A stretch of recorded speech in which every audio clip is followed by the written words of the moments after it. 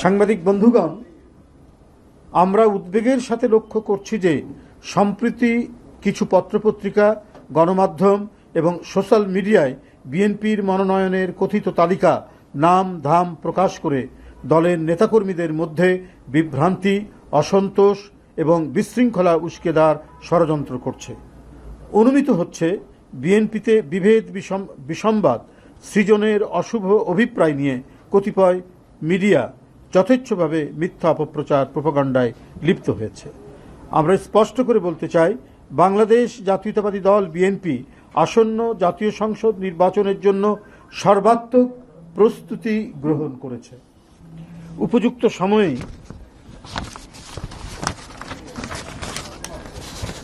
দলের নির্ধারিত যে প্রক্রিয়া, যে সিস্টেমে যাচাই বাছাই করে মনোনয়ন দেওয়া হয়, সেই যাচাই বাছাই করে যোগ্য ও সর্বোপরি জনগণের কাছে গ্রহণযোগ্য জনপ্রিয় ব্যক্তিকেই বেছে নিয়ে তাদের নাম প্রকাশ করা হবে। কোনো নির্বাচনী এলাকায় কোনো প্রার্থীকে গ্রিন সিগন্যাল বা সবুজ সংকেত দেওয়া হয়নি। প্রত্যাশীদের মধ্যে দলীয় নানা কার্যক্রমে যার পারফরমেন্স ভালো তাকেই প্রার্থী হিসাবে মনোনীত করা হবে। বিএনপির মনোনয়ন দেওয়া হয় তার নিজস্ব গঠনতান্ত্রিক উপায়ে, কোনো সবুজ সংকেতের মাধ্যমে নয়। জাতীয় সংসদ নির্বাচনের কিংবা যে কোনো নির্বাচনে দলের প্রার্থী মনোনয়নের দায়িত্ব পার্লামেন্টারি বোর্ড পালন করে এবং এ ব্যাপারে বোর্ডের সিদ্ধান্ত চূড়ান্ত বলে গণ্য হয়। আমাদের পার্লামেন্টারি বোর্ড, আপনারা জানেন যে স্ট্যান্ডিং কমিটি যেটা, সেটাই পার্লামেন্টারি বোর্ড, সভাপতিত্ব করেন চেয়ারম্যান। সুতরাং তফসিল ঘোষণার পরেই দলের ভারপ্রাপ্ত চেয়ারম্যান তথা বিএনপির কেন্দ্র থেকে ঘোষণা ব্যতীত এখন পত্রপত্রিকায় প্রকাশিত কোনো মনগড়া সংবাদে বিভ্রান্ত না হওয়ার জন্য সারা দেশের নেতাকর্মীদের প্রতি আহ্বান জানাচ্ছি। সবুজ সংকেত নয়, দলের ভারপ্রাপ্ত চেয়ারম্যান জনাব তারেক রহমান প্রতিটি এলাকায় ঐক্যবদ্ধভাবে কাজ করার সুনির্দিষ্ট ও যথাযথ নির্দেশনা দিচ্ছেন।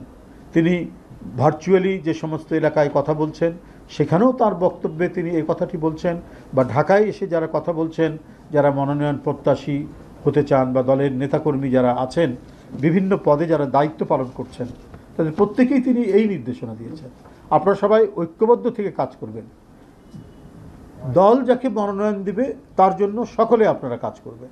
কিন্তু এখনই কোনো মনোনয়ন দিয়ে দেওয়া হয়নি, যেটা আমরা বিভিন্ন পত্রপত্রিকায় দেখতে পাচ্ছি। তালিকা ঘোষণা করা হয়েছে, এই সম্ভাব্য হতে পারেন, এই ধরনের বিষয়গুলো আমরা দেখছি, যার কারণেই আপনাদেরকে এটা পরিষ্কার করে দেওয়া। তিনি তাগিদ দিচ্ছেন, অর্থাৎ ভারপ্রাপ্ত চেয়ারম্যান, বিএনপির নেতাকর্মীদের নিজেদের মধ্যে ঐক্যবদ্ধ থাকতে হবে। তিনি বলেছেন, আমাদের ইস্পাত কঠিন ঐক্য ধরে রাখতে হবে, আমাদের প্রত্যেককে গণসম্পৃক্ত কাজে সংশ্লিষ্ট থাকতে হবে। জনগণ বিরক্ত হয় এমন কোনো কাজে দলের নেতাকর্মীরা কখনোই লিপ্ত থাকবে না, জড়িত থাকবে না। তাহলে অবশ্যই জনগণের রায় ধানের শীষের পক্ষেই আসবে। ভারপ্রাপ্ত চেয়ারম্যান নেতাকর্মীদেরকে সারা দেশে ডোর টু ডোর গিয়ে আগামী দিনে জনগণের মুক্তির সনদ 31 দফা তুলে ধরার পরামর্শ দিয়ে যাচ্ছেন। এবং আমাদের নেতাকর্মীরা বা বিভিন্ন ইউনিট, জেলা পর্যায় থেকে বা থানা পর্যায় থেকে কেন্দ্র পর্যন্ত, প্রত্যেকে এ ব্যাপারে অত্যন্ত নিবিড় আন্তরিকতায় তারা কাজ করেছেন।